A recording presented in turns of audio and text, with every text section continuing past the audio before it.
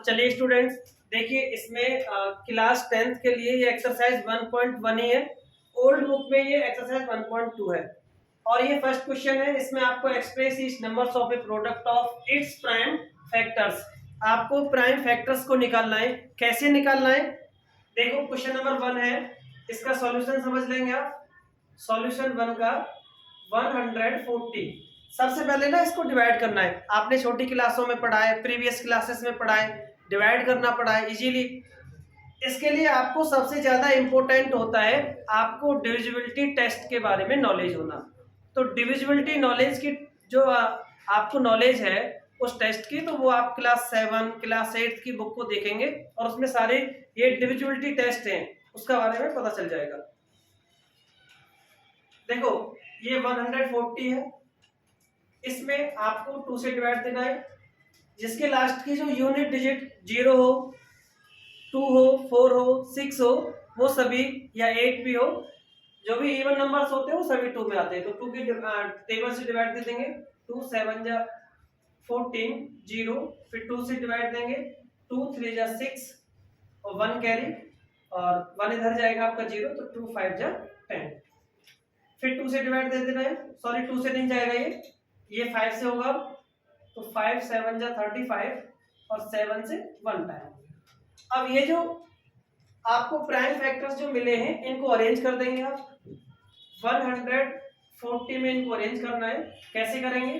जैसे 2 multiply 2 multiply 5 multiply 7, आपका answer हो गया। इस आंसर को ऐसे भी लिख सकते हैं, जैसे 2 का 2 टाइम है तो 2 पावर 2 मल्टीप्लाई 5 सिंगल है तो 5 ही रहेगा, 7 भी यही रहेगा आंसर।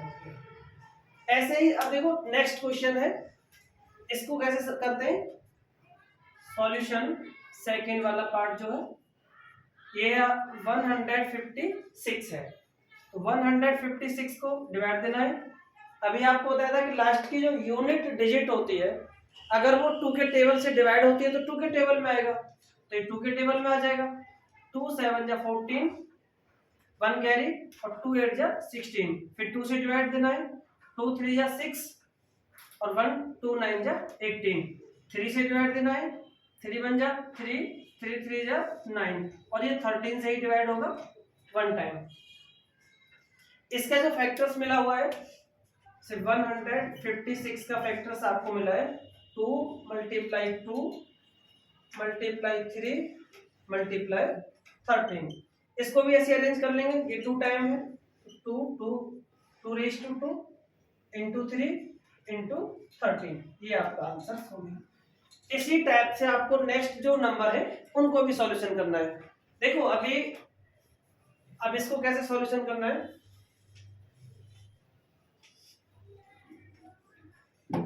ये है आपका question number third part, solution third.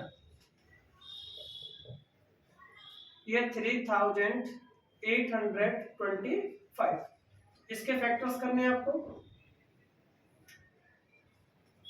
अब ये देखो क्या करना होता है, आप ये देखेंगे 2 के टेबल में 2 में तो नहीं है, 3 में चेक कर लेंगे।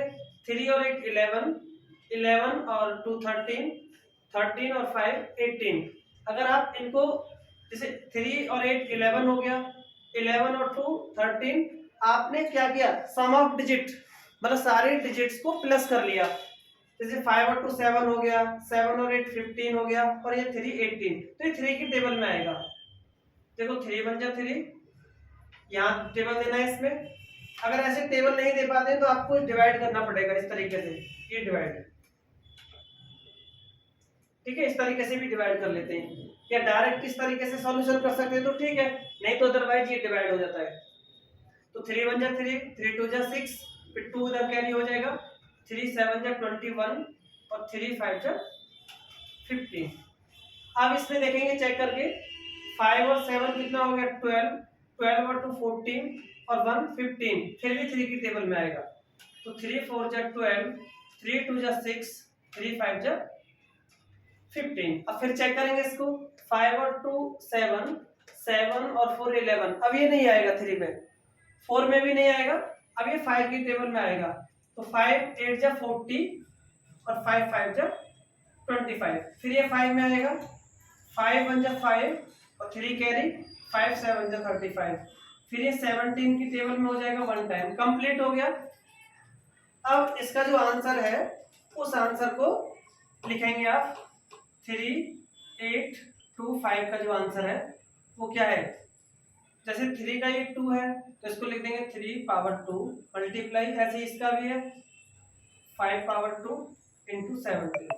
अगर आपने पावर में नहीं भी लिखा है तो आप डायरेक्टली भी लिख सकते हैं, जैसे 3 मल्टी, आप ऐसे भी छोड़ सकते हो, जैसे 3 मल्टीप्लाई 3 5 मल्टीप्लाई 5 मल्टीप्लाई 17, ये भी आंसर ठीक है और ये भी ठीक है। अब नेक्स्ट लास्ट जो क्वेश्चन है उसे भी समझ लेंगे। लास्ट इसका है 4th का सॉल्यूशन, ये 5005 का, इसे कैसे करना है।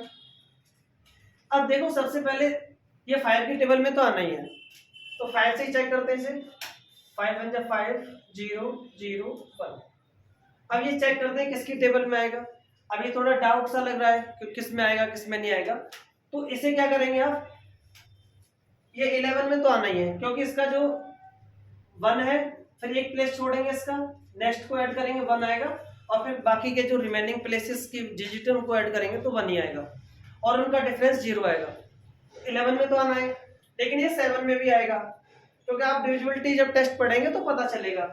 तो 7 से देखते हैं इसे, नहीं तो आप ना अलग से डिवाइड दे सकते हैं, तो 7 1 जा 7, ये 3 आएगा यहाँ पर, फिर 0 हो जाएगा, 7 4 जा 28 28 जैसे 2, फिर 1 7 3 जा 21। अब ये 11 की टेबल में हो जाएगा, 11 1 जा 11 और 11 3 जा 33, और ये 13 की टेबल में हो जाएगा 1 टाइम। तो ये जो आंसर है आपका, अब देखो इसको भी लिख देंगे आप अरेंज करके, ये हो जाएगा आपका 5005 का जो आंसर है वो है 5 मल्टीप्लाई 7 मल्टीप्लाई 11 मल्टीप्लाई 13। तो ये इसके फैक्टर्स मिल गए आपको। ये जो प्राइम फैक्टर्स होते हैं, तो प्राइम फैक्टर्स के बारे में आपको पढ़ना होगा। प्राइम फैक्टर्स जो होते हैं उनके ओनली 2 ही फैक्टर होते हैं। जो भी प्राइम फैक्टर होते हैं या प्राइम जो भी नंबर है आपके प्राइम नंबर, उनके ओनली 2 फैक्टर होते हैं, एक तो 1 होता है, एक खुद होता है इटसेल्फ।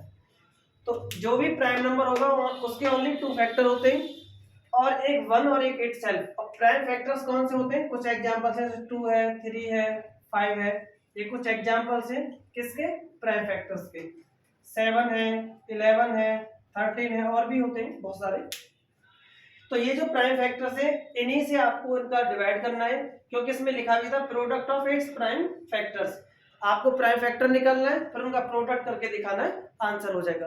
तो आप बने रहें, जुड़े रहें हमारे साथ। तो आपको इसी तरीके से अब चैप्टर वाइज सारी वीडियो प्रोवाइड होती रहेंगी आपके बोर्ड एग्जाम के लिए बेनिफिशियल। ये चैनल काफी आपको मदद करेगा, तो आप हमारे साथ जुड़े रहें, बने रहें। Okay, thanks.